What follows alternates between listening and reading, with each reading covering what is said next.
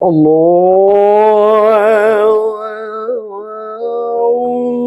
আকবার, আল্লাহু আকবার। প্রতিদিন ৫ ওয়াক্ত নামাজের আগে মসজিদের মিনার থেকে আজানের সুমধুর ধ্বনি তুলে ধর্মপ্রাণ মুসল্লিদের নামাজের আহ্বান জানান তিনি। কিন্তু অন্যকে আলোর পথে ডাক দেয়া এই মানুষটির নিজের জীবন যেন অন্ধকার, অভাব আর বঞ্চনার গল্প।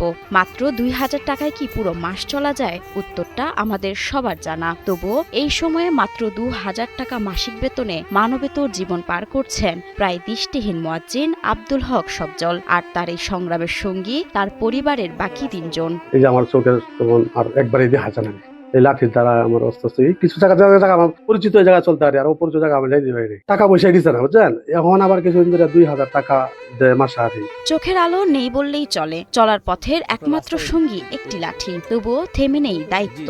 চলতে ফিরতে বিশাল কষ্ট হয়, বুঝছেন? কারণ আমাদের সংসারের মধ্যে ৪ জন মানুষ, ৪ জন মানুষের চলতে গিয়ে অনেক কষ্ট হয়, অনেক কষ্ট, যারা বিশাল কষ্ট যারা বলো।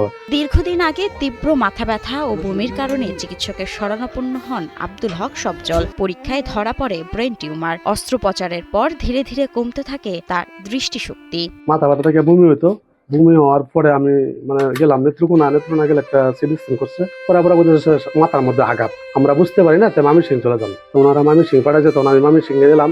মামি সিং যাওয়ার পরে এমআরআই একটা পরীক্ষা করলো। পরীক্ষা করার পরে কইছে মাথার মধ্যে টিউমার হয়ে গেছে।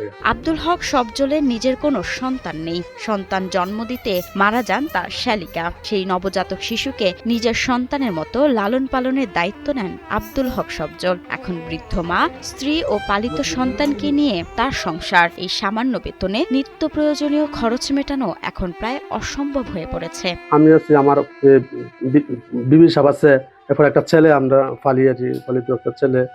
এরপর আমার আম্মা আসুন, খালি লাগতো এই শালিটা আপনার সিজার করতে নিলে পরে এই ছেলেটা দুনিয়ার মধ্যে আসছে, আর তার মা দুনিয়া থেকে চলে গেছে। পরে আমার পরিবারে ওই ছেলেটাকে লালন পালন করছেন। তাই মানবিক কারণে সমাজের বিত্তবান ব্যক্তি, জনপ্রতিনিধি ও সংশ্লিষ্ট কর্তৃপক্ষকে এগিয়ে আসার আহ্বান জানান সফজলের প্রতিবেশীরা। ওনা তো আর এই কাম করার শক্তি সামর্থ্য নাই। আমাদের যারা আছে মনে করেন যে তারা সহযোগিতা করলে ভালো হয় আর কি। আমাদের সরকার থেকে যদি কিছু সহযোগিতা পায়, সরকারি যদি কিছু আবেদন করতো, তাহলে আমাদের এই বাইক ভালোভাবে চলতে পারত। প্রায় ১৪ বছর ধরে দৃষ্টিশক্তি হারানোর সঙ্গে লড়াই করছেন এই ব্যক্তি। তবুও দায়িত্ব থেকে একদিনের জন্য সরে যাননি তিনি। একটু সহযোগিতায় হয়তো ফিরিয়ে দিতে পারে এই অসহায় পরিবারের বেঁচে থাকার নতুন স্বপ্ন। মাহমুদা মুন্নি, ৭১। আপনার রাস্তা ওইদিকে। জি জি জি।